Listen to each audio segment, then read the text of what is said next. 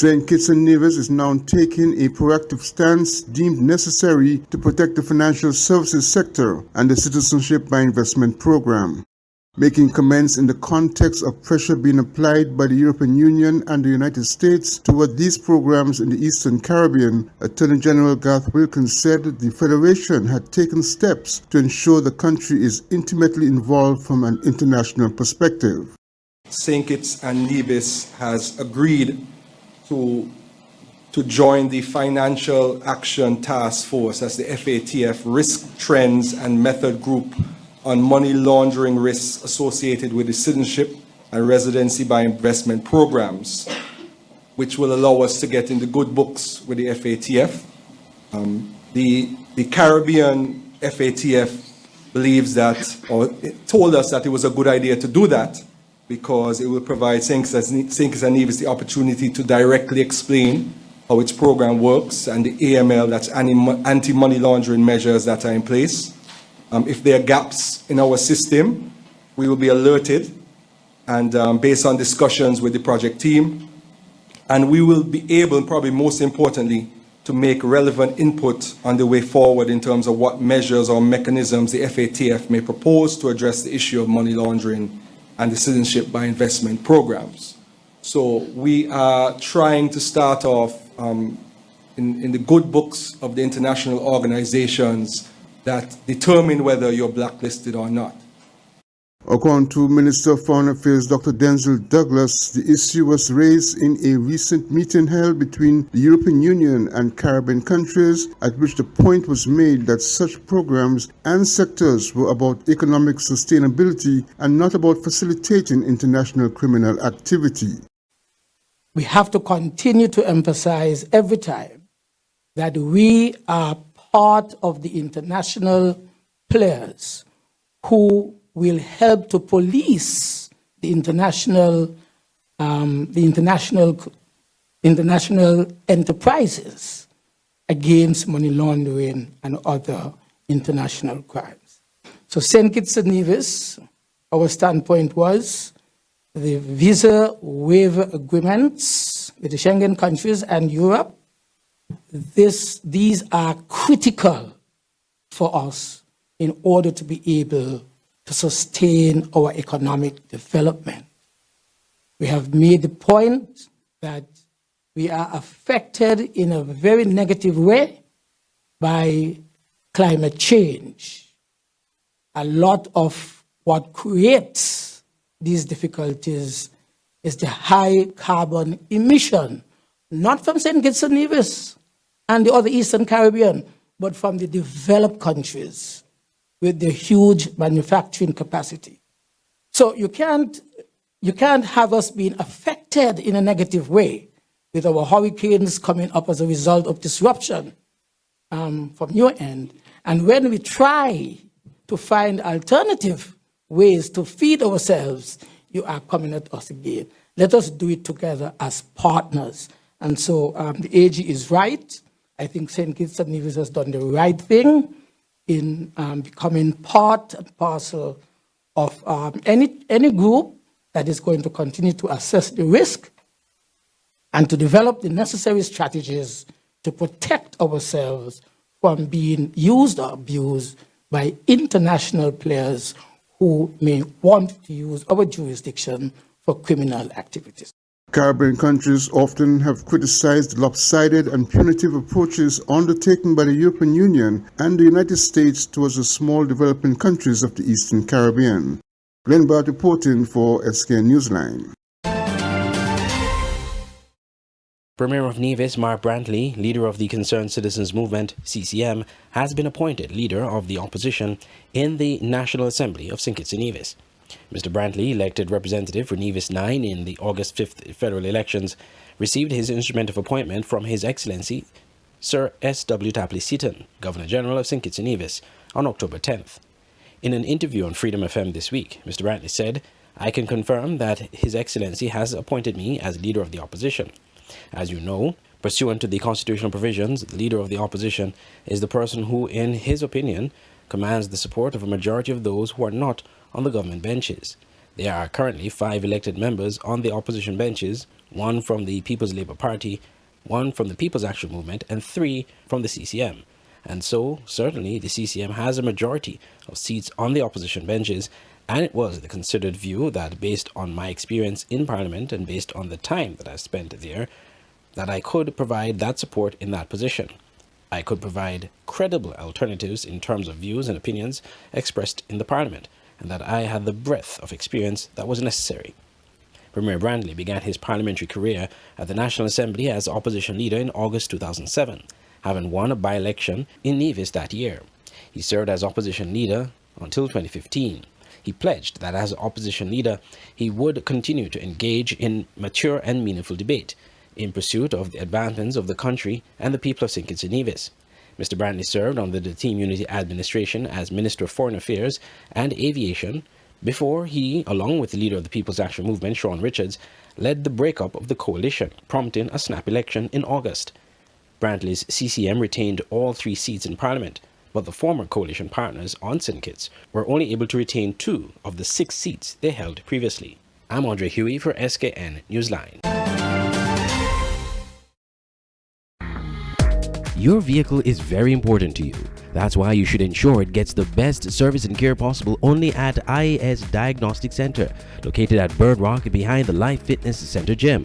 Come to IAS Diagnostic Center for wheel alignment, rotor cutting, AC servicing, wheel balancing, oil filter change, diagnostic, tire repair and sale, tinting, and much more. With top-of-the-line equipment, come to IAS Diagnostic Center in Bird Rock. Opening hours Monday to Friday, 8 a.m. to 4 p.m. and Saturdays, 8 a.m. to 1 p.m. Call 767-4422, 662-4416, or 466-6708. IAS Diagnostic Center for quality care of your vehicle.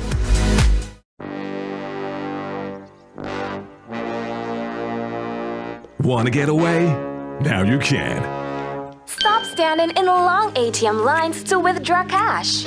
Use your national debit or black cards to complete a wide variety of transactions at supermarkets, variety stores, gas stations, pharmacies, and more. Shop online at the most popular websites and stores for quality brands using your national debit or black cards. And take back your time to enjoy all the things that you love to do. Remember, instead of waiting in long ATM lines to withdraw cash, use your national bank cards today. National Bank, always here. The SKN Newsline website now offers you more news. Log on to www.sknnewsline.com for local, regional, and international news. You can also watch the latest newscast and keep abreast with news in sports. All from sknnewsline.com. That's www.sknnewsline.com. News at your fingertips. Nestled between evergreen mountains and the Caribbean Sea on the island of St. Kitts is the Millhouse Guest House and Convention Center. With breathtaking views, a rugged, beautiful shoreline, and immaculate manicured gardens make this the perfect location for your holiday, event, or wedding. With a large convention center, apartments with balconies providing stunning views, and a secluded cottage for larger family groups or honeymooning couples looking for some privacy. We have something for everyone. Book your stay at www.millhouseskn.com or visit our Facebook page, the Millhouse Guest House and Convention Center, an oasis of tranquility. It's the gospel event of the year. Tehillah Band presents G5's Go Party. Friday, November 18th, 7 p.m. The Church of God of Prophecy at Buckley's location. Featuring headline artists from St. Lucia, Emran Henry. Man, we are coming out. We are coming with the From the British Virgin Islands, Red White. take it. From Queens to the Nevis, Restoration Gospel Band. We wanna see Jesus. And from Sweet Sugar St. Kitts, M1. Roots Band. And the host band, Tehillah. We praising God.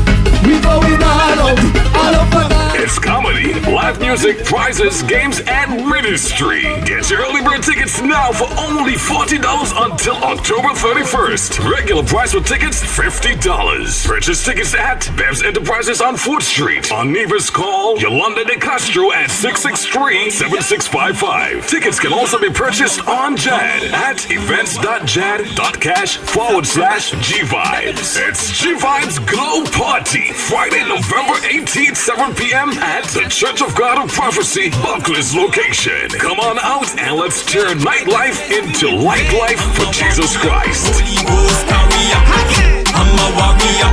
Earth as a hamper, I'm a warrior. Conwys Maynard, the Minister with responsibility for public infrastructure and utilities on St. Kitts, will meet with other Caribbean ministers and technocrats to discuss water-related challenges and possible solutions. The occasion is the 31st annual conference and exhibition of the Caribbean Water and Wastewater Association, taking place in the Bahamas. Posting on his Facebook page, Minister Maynard wrote, quote, "At this conference, we will have an opportunity to interact with and engage leading industry experts and professionals, such as engineers, contractors, policymakers, and regional and international financial institutions as we build out our water resiliency," end quote. The conference also provides the opportunity for water ministers to share experiences and ideas for addressing water problems affecting the region and individual countries in pursuit of the United Nations Millennium Development Goals. Glenn Burke reporting for SKN Newsline. Nevis's Premier Mark Brantley said renewable energy has a role to play in the pursuit of water desalination to resolve water issues. According to Brantley, a team from the Caribbean Development Bank was on the island as part of the process towards the financing of the design and construction of a geothermal plant on Nevis. He indicated that success on this front also has implications for resolving the water shortages. I am to report that the Caribbean Development Bank sent a 7-member team here, and I believe they're still in country. I think that they leave tomorrow, if I'm correct. But they have been here for meetings in Nevis and St. Kitts as they do their final due diligence to determine the viability of this project for financing from the Caribbean Development Bank. We are confident that we will get this across the line. And so renewable energy. We have not given up on that dream for all of Nevis to be powered by green energy. We look at water. The Honorable Spencer Brand has revolutionized water storage, water delivery, and, in fact, water capacity on this island. We are exploring desalination, a project that I'm proud of because I negotiated that project when I was Foreign Minister with the government of the United Arab Emirates. I feel that there is a future for desal, and desal can solve a lot of problems because we're surrounded by ocean. The problem with desalination normally is the cost of electricity.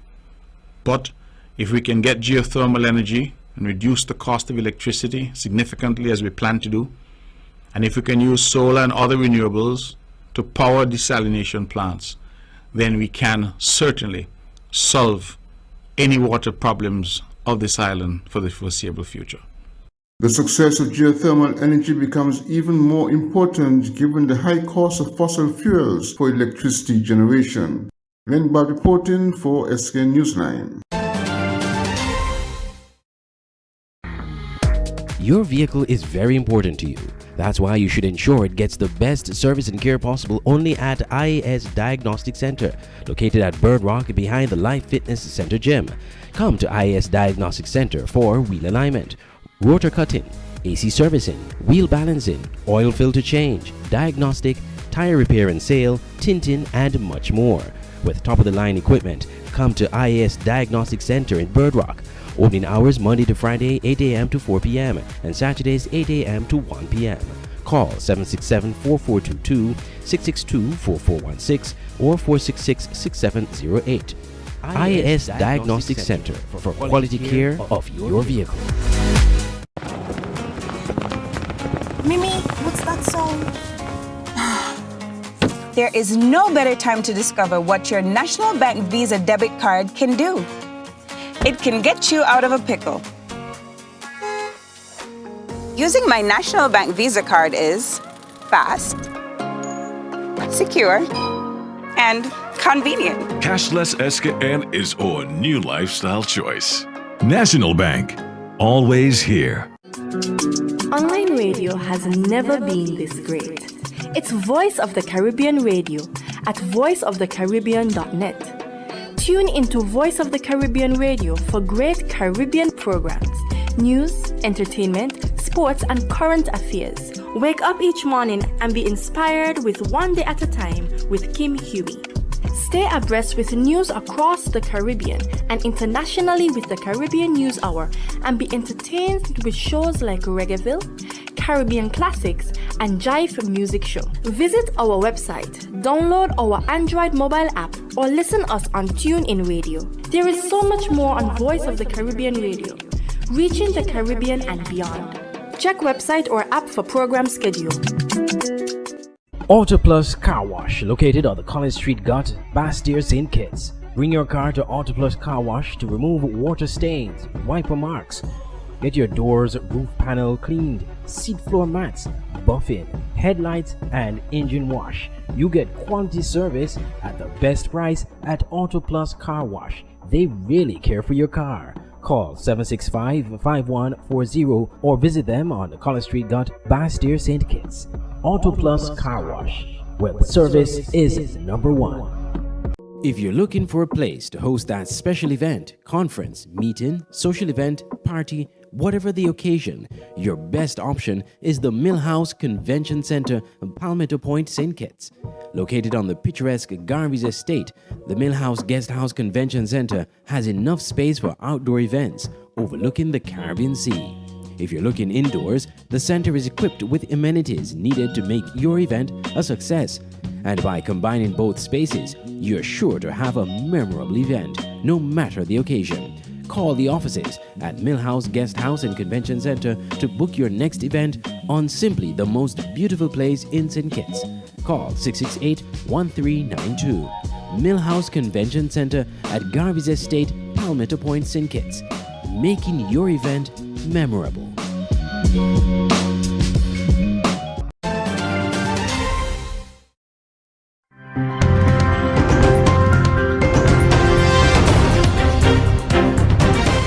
Speaking at a press conference Wednesday, October 19th, Acting Commissioner of Police Cressida Descartes-Pellius expressed the need to encourage officers to continue being efficient in their battle against crime. She said the Royal St. Lucia Police Force will be embarking on a multi-sectoral approach. The Royal St. Lucia Police Force is not an island.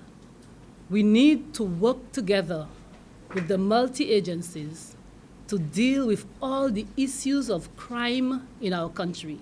Pellius noted that the force will continue increased efforts and take an aggressive stance as they battle a surge in illegal gun-related activity. We need to continue with our crime-fighting strategies that we have embarked on to ensure citizen security and safety. The issues of gun and gun violence remains an issue of grave concern in St. Lucia, and I will ensure we continue to deal with this phenomena in a most aggressive and effective way within the confines of the law. Pellius issued an air of caution to individuals involved in such matters, stating justice will be met. Let me caution those of you who are engaged in the possession of illegal firearms and gun violence to desist from this behavior. The Royal St. Lucia Police Force will not relent in ensuring that those of you who are engaged in this behavior will be brought to justice. Big tonight, Grenada's Culture Minister Ron Redhead says the government there is considering making October 19 a national holiday from next year. This is the date on which former revolutionary leader Maurice Bishop and other people were assassinated back in 1983 at the end of a bitter leadership feud that triggered the demise of the Grenada Revolution. The government on Wednesday held a wreath-laying ceremony at the fort where Bishop and some of his supporters were lined up against a wall and gunned down 39 years ago.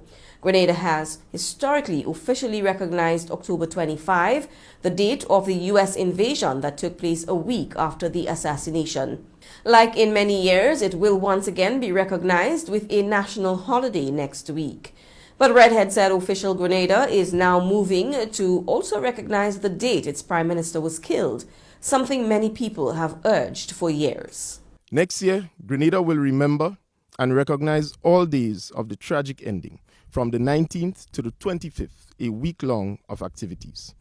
October 19th will be declared a holiday, and a special consideration will be given to developing our National Heroes Framework to designate a day entitled Maurice Bishop Day, among others. Redhead said the government is also planning to have erected an official monument. Grenada will erect a monument for peace for next year in recognition of the tragedy of '83, in keeping with the guidelines of monuments. It will incorporate the names of all Grenadians who lost their lives on the 19th. This monument, we believe, can be a symbol for peace and healing. On the fort overlooking picturesque St. George's, Acting Prime Minister Dennis Cornwall laid a wreath in remembrance of those killed.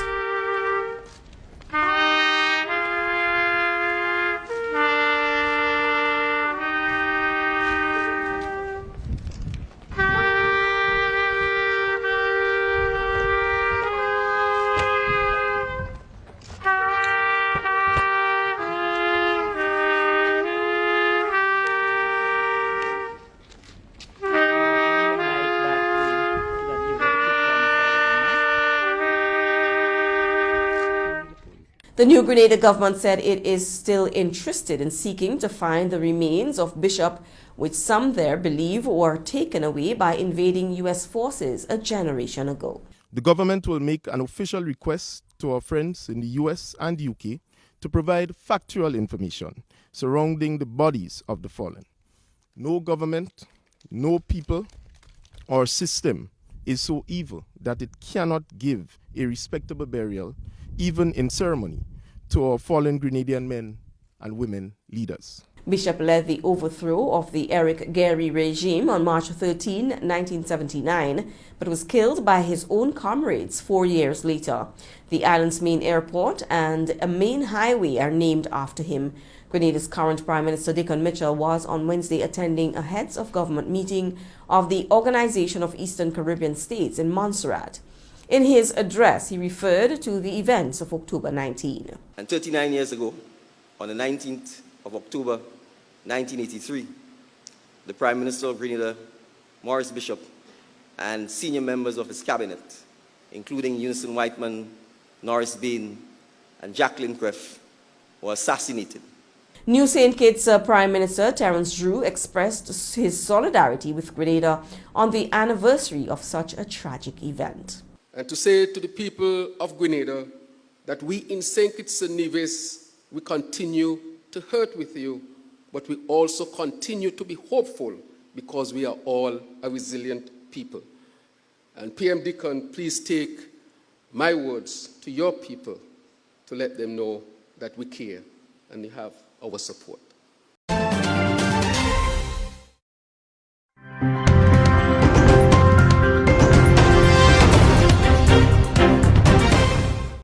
Look at that big smile. Gift Livingston Sango never thought he'd be doing this, showing his son artwork done in the 1940s by his late father, Livingston Sango, his son's grandfather. The paintings are part of an exhibition at the National Gallery in Zimbabwe's capital, Harare, a collection done more than 70 years ago by young black students at Cyrene Anglican Mission School. Some of these pictures, I'm seeing them for the first time in my life when we started these exhibitions. I don't think he even remembered them, but here we are. I am now seeing my father at the age of 18, when I only remember him as an old man. Cyrene Anglican Mission School was the first school to teach art to black children in what was then white minority-ruled Rhodesia. The most special thing about this collection is that it went on a world tour in the 1940s, from 1947 to 1953.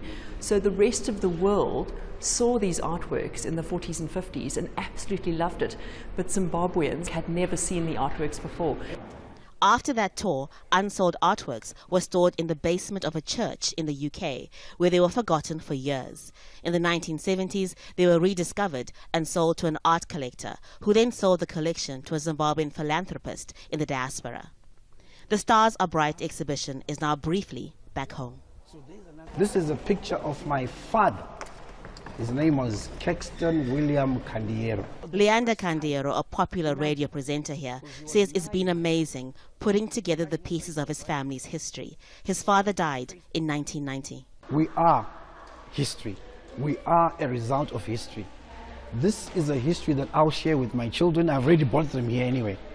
This is a history that I am taking back to my mom, the wife, to say, did you know that your husband did this? You didn't know.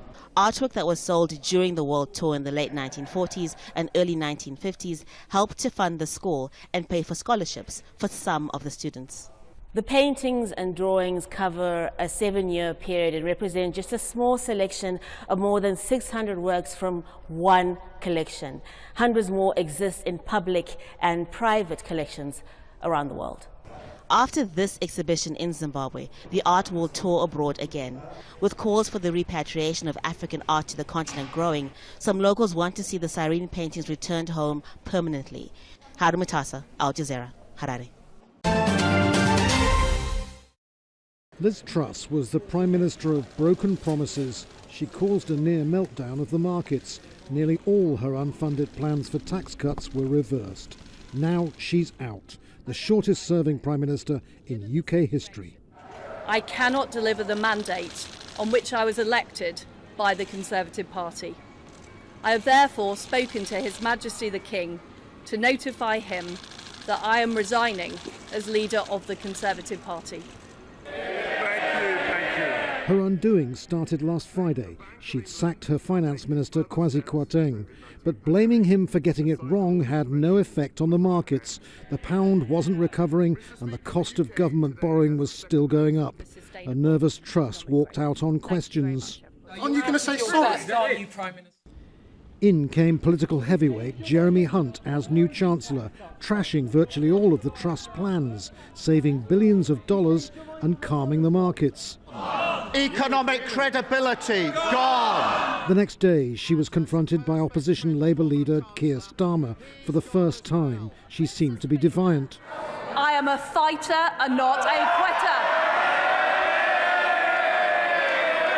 Thank you. But 24 hours later, she was told to quit. Now the Conservative Party is engulfed in leadership elections again, and those in charge say they'll have to be quick. I think we're deeply conscious of the imperative in the national interest of resolving this clearly and quickly. Contenders include former Chancellor Rishi Sunak, but there's still anger in the party over his part in bringing down Boris Johnson. And Johnson does look like trying to make a comeback. His allies say it would be in the national interest. Penny Mordaunt, leader of the House of Commons, may be a good unity candidate, but may not have enough experience to convince the party. And as the country is facing a change of Prime Minister for the third time in 3 months, the opposition is calling for a general election. We can't have a revolving door of chaos. We can't have another experiment at the top of the Tory party. There is an alternative, and that's a stable Labour government, and the public are entitled to have their say. The Conservative Party is split, it's damaged, and it's still shaken by what's happened. The last thing it needs right now is a general election. Opinion polls show it would be decimated. Andrew Simmons, Al Jazeera, Downing Street.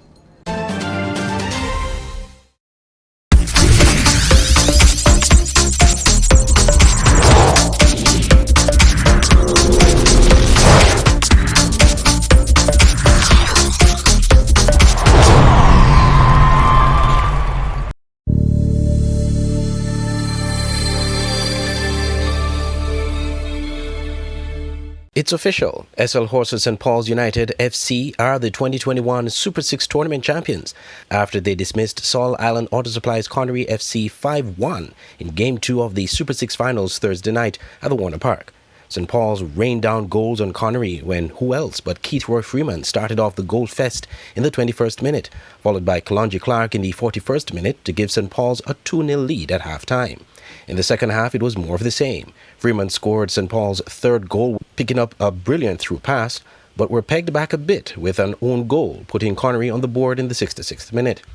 But that was a minor disruption for the champs, as Petrus Williams added St. Paul's fourth from a stunning free kick, only for Freeman to score his hat-trick with the fifth and final goal of the match in the 88th minute.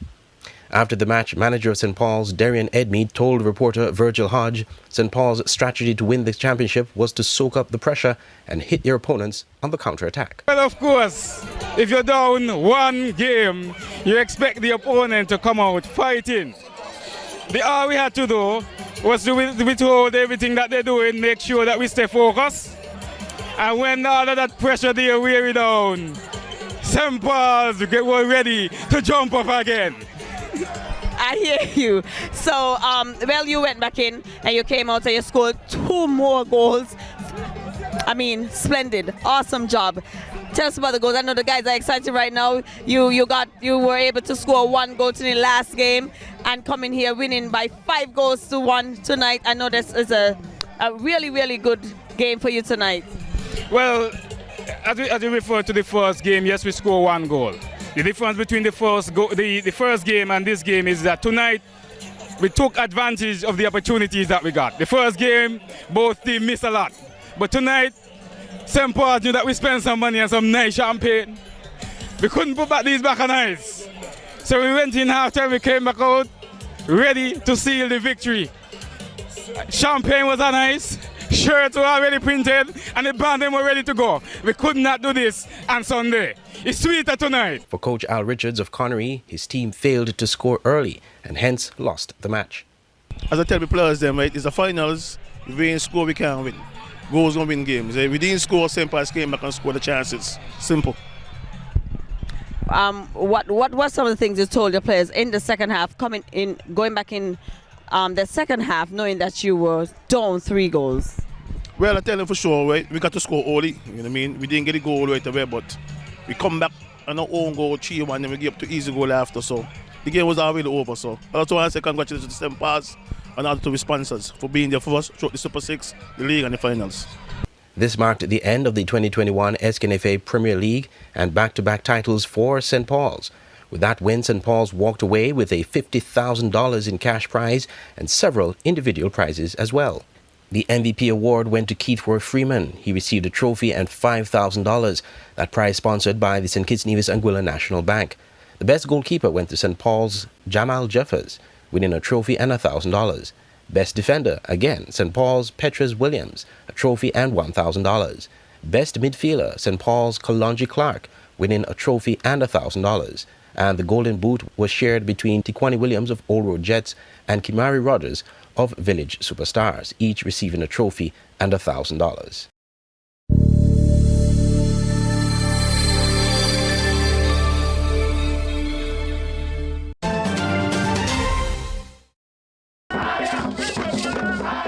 For some, the World Cup party has already started. This group of Ghana fans live and work in Qatar. They'll get to see their team play in a country they've helped to transform. I feel part of the World Cup because I took part in the preparation, so I feel very proud. It's a proud moment for me as a Ghanaian living in Qatar. The head of world football has been underlining the message that this will be a World Cup for all. Everyone will be welcomed to the tournament, regardless of their origin, background, religion, gender, sexual orientation or nationality. Qatar's capital Doha is being readied for the arrival of more than 1 million football fans. Well, behind me here you can make out the FIFA Fan Festival. That's where up to 40,000 supporters can watch matches on big screens. And then in this direction, the main road along the seafront will be closed to traffic from November the 1st, making way for what's being called a global street carnival. That can entertain up to 70,000 people at any one time. All 8 stadiums are less than 40 kilometres away from the centre of Doha. Never before will so many World Cup fans be in such close proximity. What is the logistical challenge of making sure fans on match days are safely and swiftly moved around the country? You mentioned the challenges of the compact nature. I think, again, it's more the opportunity. With the transport network that we have in Qatar, especially the public transport, I used the metro going to many matches during the Arab Cup, for example, and it's incredibly convenient. People come to the World Cup to have a great experience. They come to meet different people from different countries. So I think that it's organic, it's natural, it just happens. So you'll have, everybody from Saudi Arabia all the way down to Morocco, I think, mingling. And Qatar and Doha is a diverse city in and of itself. Qatar's national team have been in a 6-month training camp ahead of their World Cup debut, a build-up designed to overcome the sporting odds. Statistically, the chance of Qatar beating the Netherlands in a World Cup are very small. Hopefully, we can get a little bit of that togetherness that creates a mindset and a spirit and a collective belief that the team is going to go out there and fight with everything they have. Qatar will kick the World Cup off against Ecuador at Al Bayt Stadium. The team and the country insist they're ready to put on a world-class performance.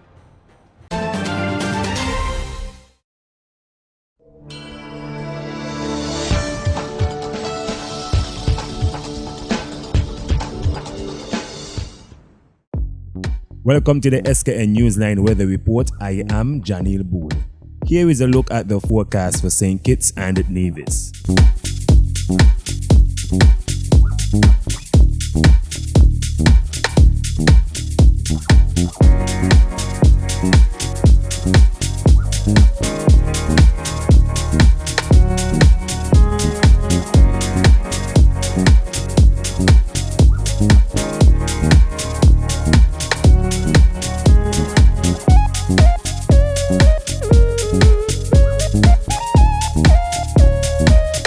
For a more detailed weather report, visit our website at www.sknnewsline.com.